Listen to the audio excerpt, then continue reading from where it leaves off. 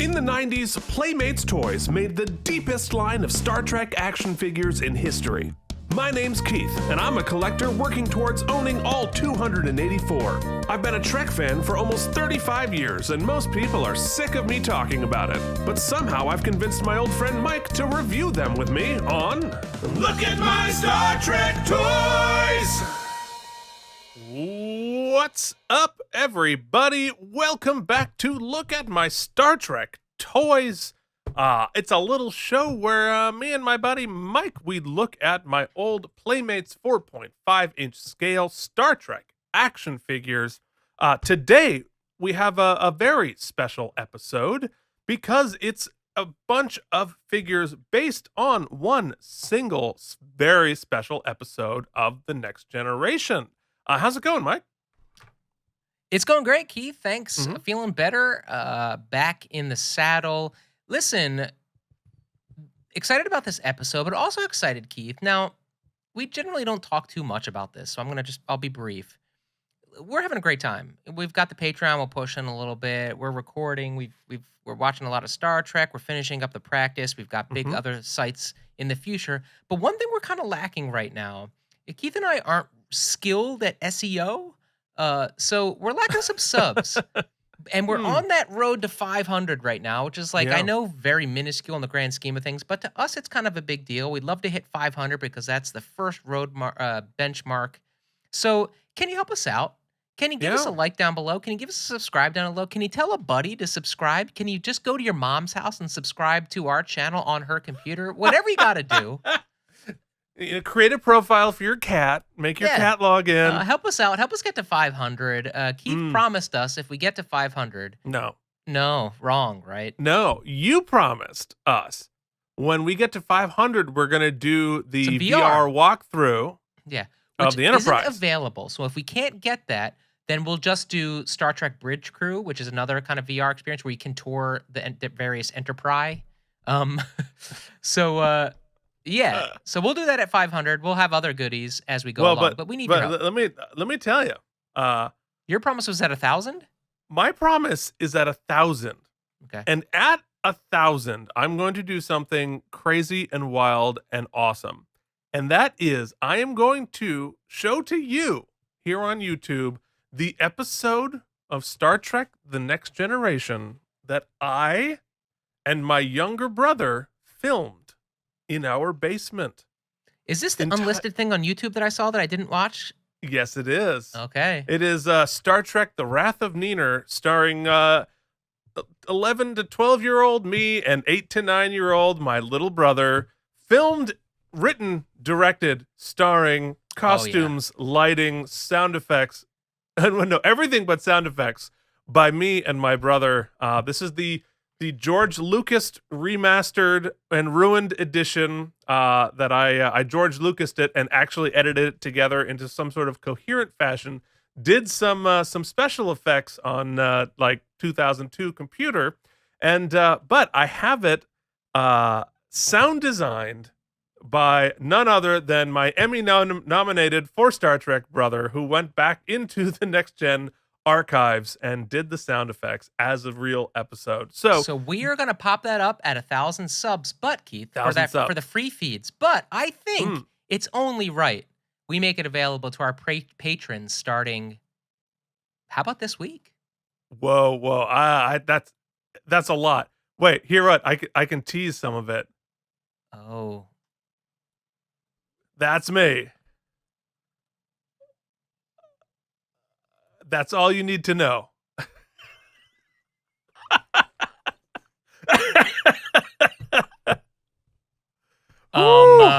Yeah, I'm watching that. Tell me you don't want Gus to get 1,000 subs. So that'll get us 1,000 subs. But like I said, coming soon, maybe one of these upcoming weeks that'll hit the patron. And speaking of the patron, tell us about the patron, Mike. Well, it is available to you at patreon.com/K&M. You can donate whatever. It would help us offset costs for sure. Also, we've got some other goodies up there. You can watch me watch Deep Space Nine as we go along our Deep Space Nine journey. Keith and I obviously do the review show, in-depth review and discussion for free on the YouTube. but I'm watching it in real time, and you can join me along for that journey. Also, Keith and I this month are doing an AMA.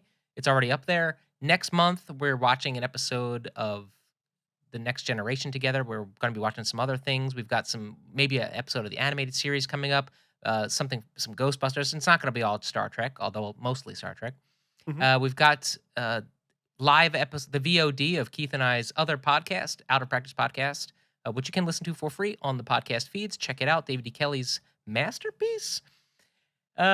Lots of fun stuff. We'd like to thank those who've already joined us: Alan Zimmerman, Jorge Navoa, Cloud Lover 69, Brian Kaufman. Some other people have popped in and checked it out and popped out. That's your prerogative to do so. Just make sure to drop us a few bucks if you do. And if not, if for any reason you can't join us, for any reason, we understand. Please like, subscribe, hit the bell notification, and let a friend know. That's what we ask. Wow, well done. Well done. I don't think I've ever spent that much time not talking on this show. I'm sure like somewhere out in the world, hundreds of people were like, oh, thank God. So, all right. So, all good things. So this is going to be a little difficult to talk about without giving spoilers, right? Because this is the series finale of The Next Generation. Oh, really? Right. So these are all figures from the series finale of Next Gen, which aired on May 23rd, 1994. So this is 3 days after my 14th birthday, if you'd believe that. Shouldn't have said that on the internet, but I did. I don't think anybody's caring about it. But anyway, so this was a critically acclaimed episode, incredibly cool, in which I guess I have to explain, it's going to be hard to talk about this without explaining where all of these figures come from. In this episode, we experience 3 different timelines. The current timeline, a timeline that takes place back at the first episode of the show, Encounter at Farpoint, and a timeline 20-something years into the future. And we, of course, need to point out it is one possible timeline of the future. And so all of these figures are based on that possible timeline of the future. So this is all what happened to everybody in, I forget how many years it is later.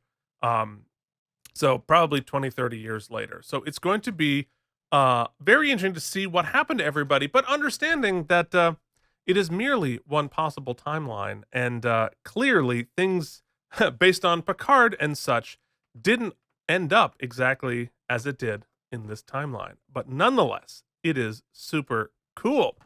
So, yeah, so there it is. One other piece of information about this episode is that the cast of The Next Generation had only 10 days off between the filming of this episode, the series finale of Next Generation, and the filming of Star Trek Generations.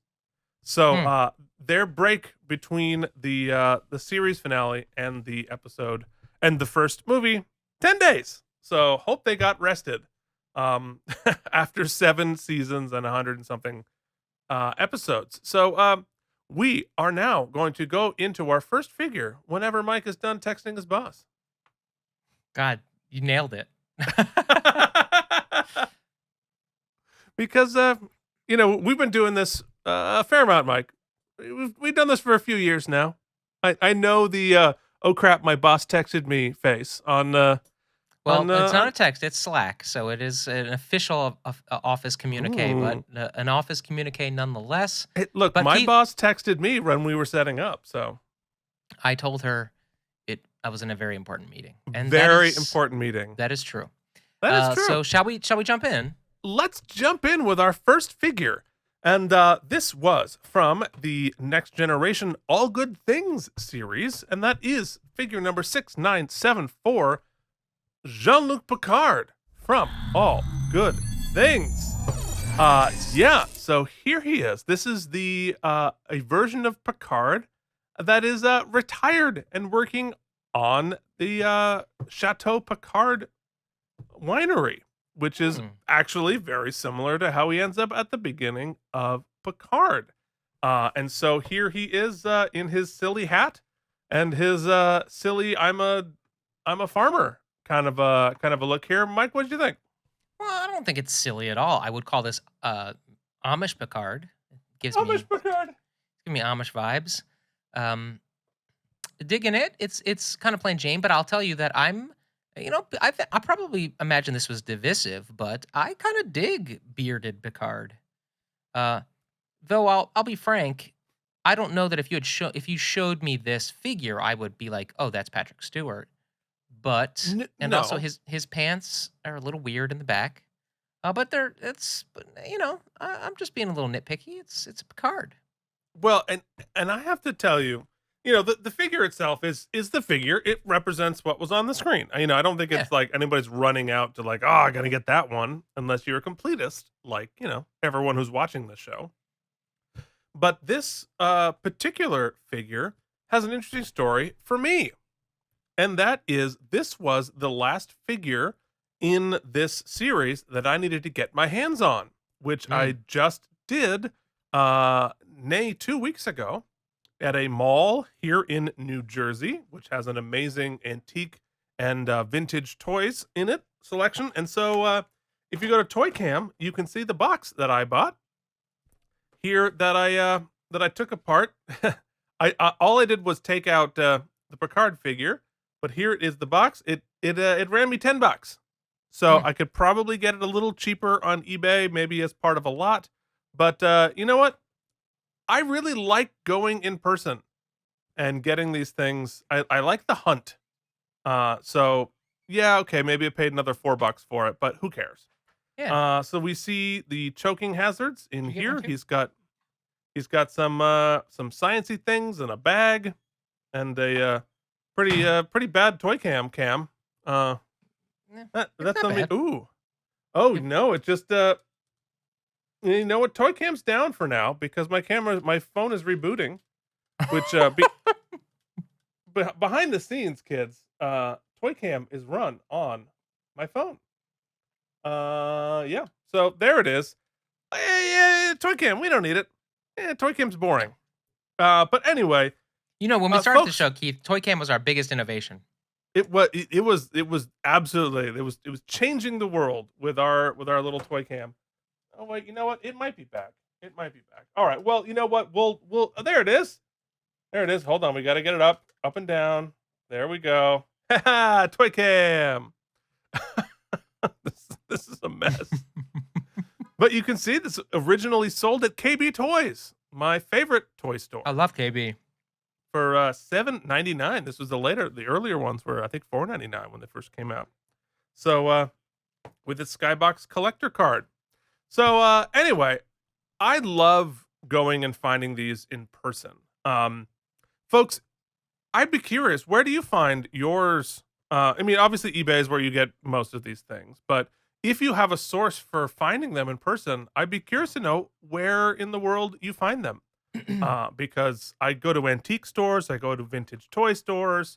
I always, if there's a garage sale, I'm excited to hop over and just, you never know, right? You never know. All right, so that is Picard. I think it is time to move forward and hop in and see our next figure, and that is figure 6433 Geordi from All Good Things. There he is. So rocking the purple there, LeVar Burton in the same scene there with Farmer Picard. So yeah, in this timeline, Geordi is retired and is now a reporter, but goes to meet his old buddy Picard. Now, a couple things are interesting about this figure and this version of Geordi, because not only is this the first version of Geordi with a mustache, he flirted with a beard in the series, but here he is with a mustache, and everybody sort of aged up a little bit. But Mike, what's different about this Geordi? Now, did this come out before the Why movies? is your mic not on?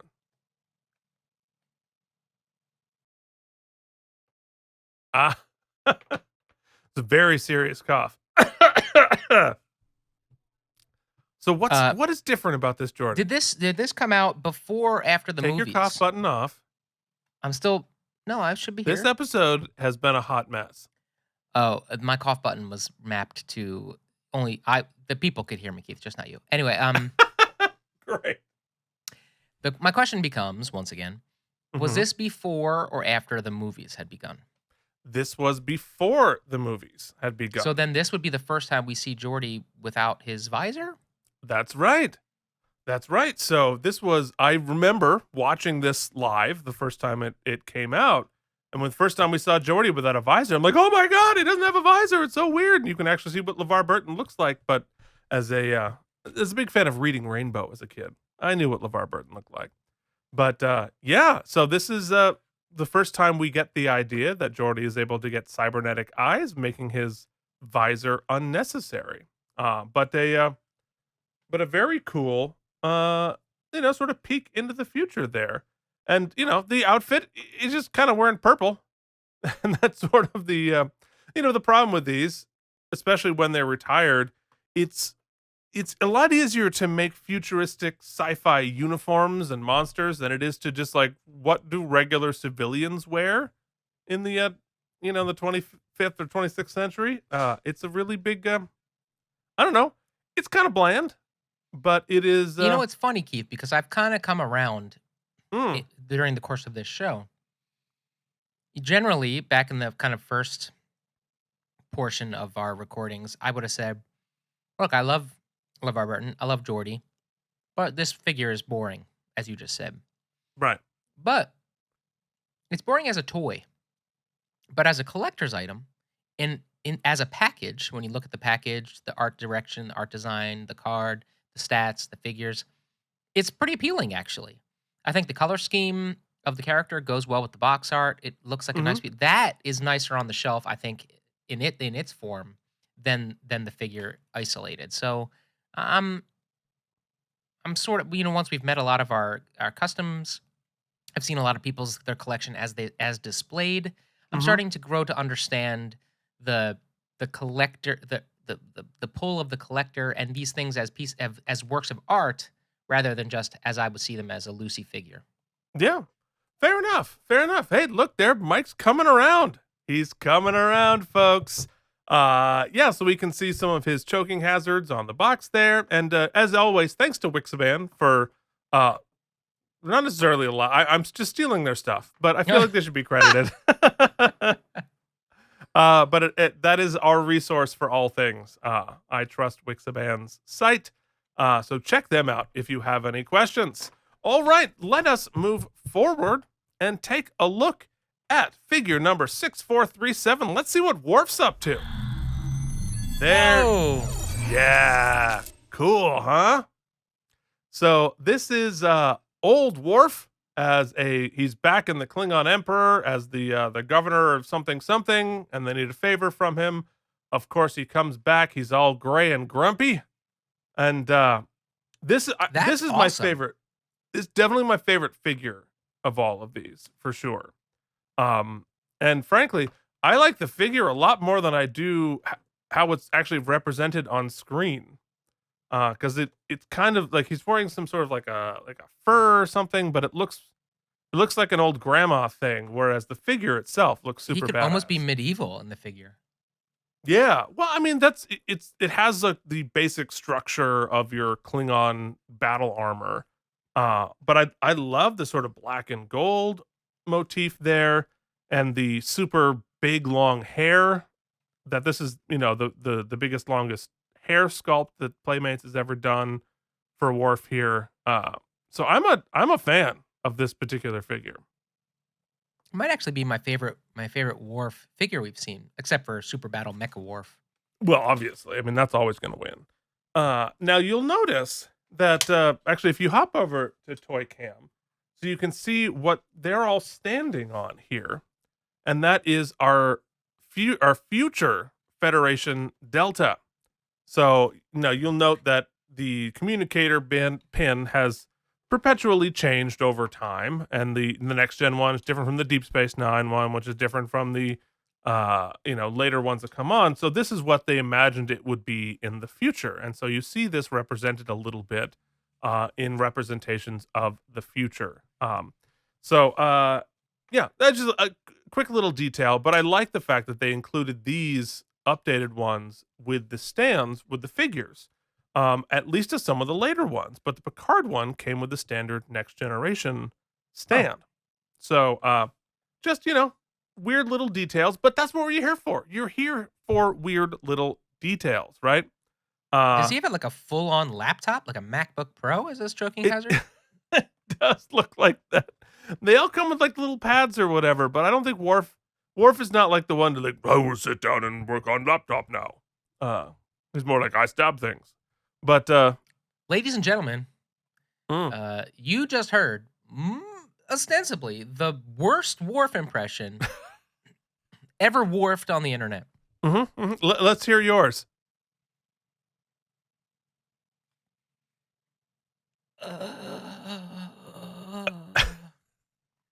I did.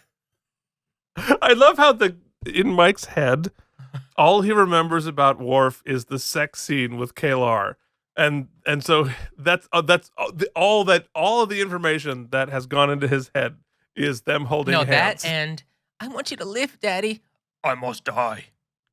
There it is. Okay, well that's either the worst or second worst impression you've ever heard on the internet. Vote below whether it's the worst or second worst impression of Worf. All right. Well, let us move forward and look at figure 16152, Professor Data. It looks like me. It does look like you. With his touch of gray streak in his hair, which is one of the best jokes in this episode, is Data in the future as an affectation deciding because he's a professor now to throw a little gray streak in his hair, which is very Data. Yeah, Plus but his room. isn't there a program that makes him age a little bit? So maybe maybe it was an algorithm decision. It's possible. It's possible. Yeah, I mean his aging, whether or not he ages, has always been a little bit of a mystery, and there's been some canon this way and canon that way about it. Though But Keith, you might discerning audience members might notice that my touch of gray has disappeared. It turns out. oh, look at that! Somebody on stage is dialed it back, huh? Well, I am playing opposite not just my wife, but also a 23-year-old woman. So I figured I didn't want to. I had to try to fake it. Try not to be Grandpa. I'm curious. What would Grandpa Worf sound like? Back in my day,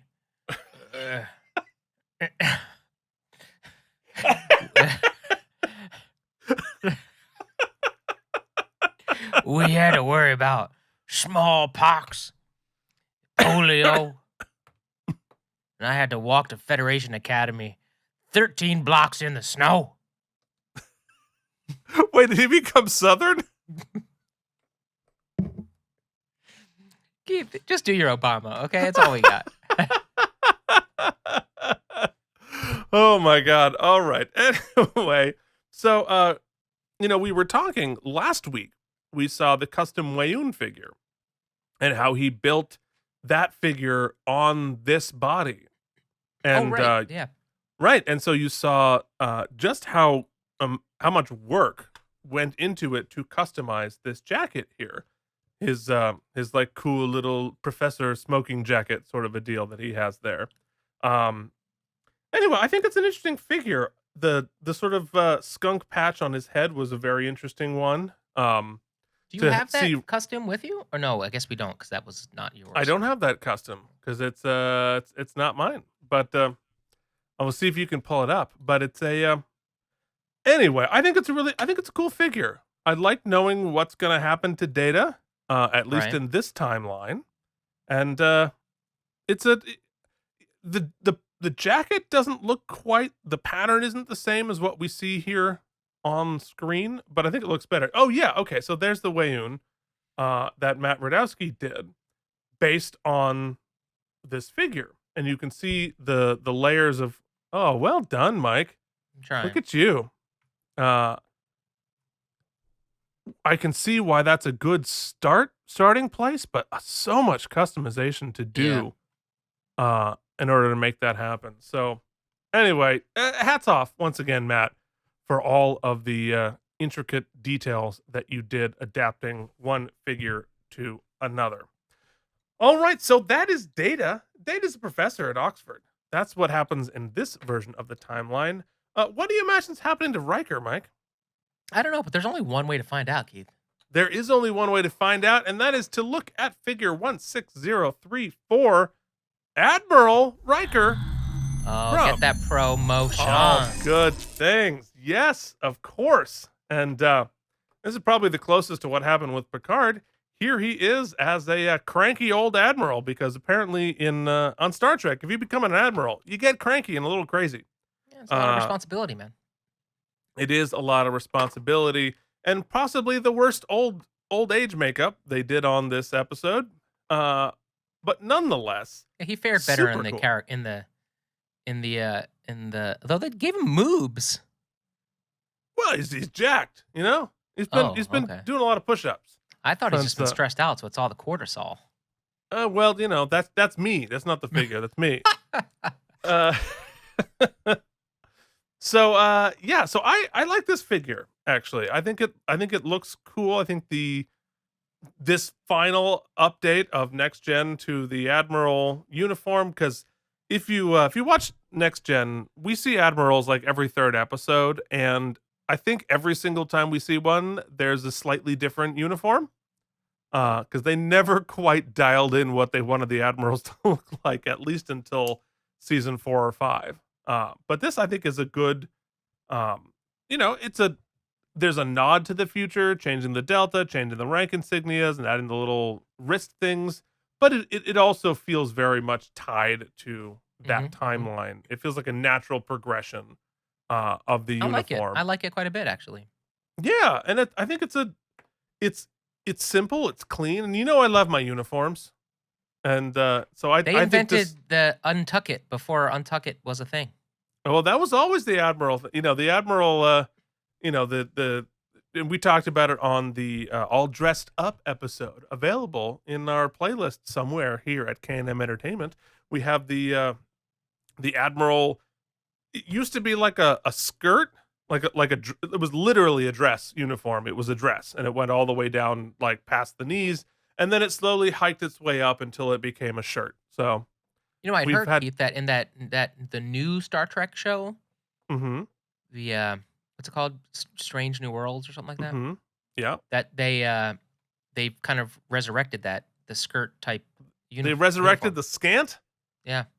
Oh, that's fun. I hear. I don't know if that's true. You hear? Well, there it is. So, anyway, I think it looks good, and it was cool to see Riker in his typical badassery. Now, if you'll notice, now that we've gone to Riker, up on the upper left hand of your screen, where we usually show the Enterprise D, what do you see there, Mike? Well, clearly, Keith, as can be told by the extra thruster apparati, nacelle. The nacelle, right? That is clearly the Enterprise E. Except for it's not. In this timeline, the Enterprise E does not exist. This is the upgraded Enterprise D. Oh. So they added a third nacelle so that it could go up to warp 13. The Enterprise Deluxe. What, man? I'm spinning gold like Rumpelstiltskin up in this bee. Oh my God. Yeah. Well, again, this was watching this episode the first time. When this arrived, I was like, oh my God, that's the coolest thing I've ever seen in my life. Is the internal design of the ship cool? Well, it's still the Enterprise D. It's just upgraded. So you can see that they did some set redecoration on the background there, which they were about to tear open that set. But we're not. So when we get sent into the future, or when the series goes off the air, you only see one possible timeline. Right? Is that what you're saying? Well, in that episode, we see one possible timeline. Now, the entire episode, spoiler alert, we're monkeying with time. So what they do in other parts of the episode will change or not change this possible future that they're playing in. So nothing, and now that Picard has awareness of it, we don't know that it necessarily is going to play out the way that it did, which of course it didn't.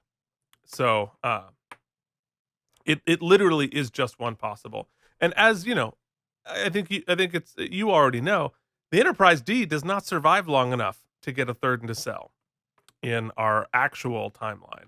So Some would say it's heading for its demise. I want to eject from this episode. But before I do, let us look at our last figure because there was no Troy made. No spoilers there either.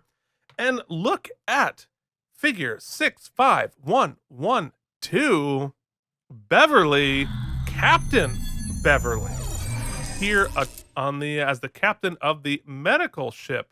Now, looking at that screenshot, I'm a little confused as to why she's listed as a captain, because she's got 5 pips. Oh. Which 4 is a captain. And looking at the figure itself, if we hop over to Toy Cam, we can see on the figure. Oh, somehow it's getting dirty. There it is. No offense intended. There are 4 pips. Huh.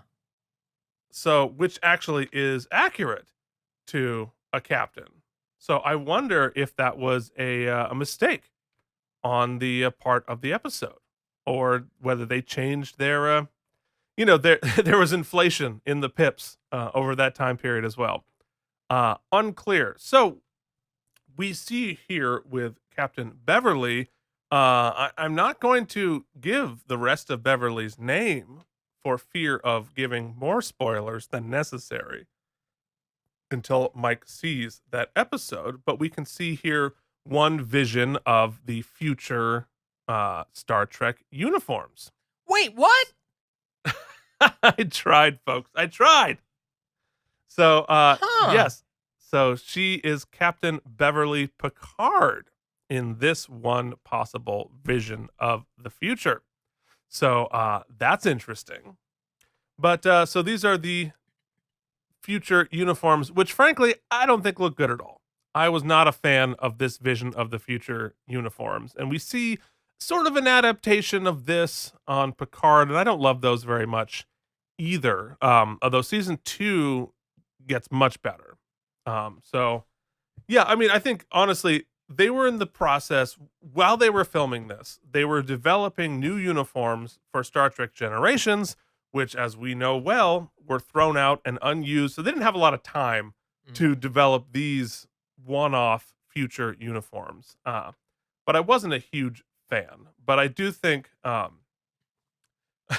Gates McFadden's old age makeup sort of makes sense in this. Although it's not represented on the figure, but they padded her in odd places for the episode itself. It's always a little bit silly, especially when they upgraded to high def. Nonetheless, her as the captain of a medical ship. That's cool. Very cool. Very cool. So those are the figures from All Good Things, which, again, like I mentioned before, it's a fantastic episode. I'm going to check that one out for sure. You can't check it out till you've seen the rest of the series. It's not going. You're gonna, Mike. I like to pop. I like to pip and pop, baby. You can't pip and pop with All Good Things, buddy. Okay. It's not going to mean anything unless you've seen the whole rest of the show. There's no pipping and popping. It's too tied to everything else. It's not pick and roll, pop, pop, pop. No. You got it. If you want to feel the feels, right? Dude, I got everything I needed. No, you don't. It's right here. It's the crux of it. No, you don't. You horny Klingon creeper. Wait, give us a little. Ironically, that's what they called me in high school for. I know. I'm just so curious. What would old man Klingon have to say about whether you should watch the final episode before you see the rest? You stupid kids thinking they could pip and pop. In my day, we had to VHS the whole goddamn thing.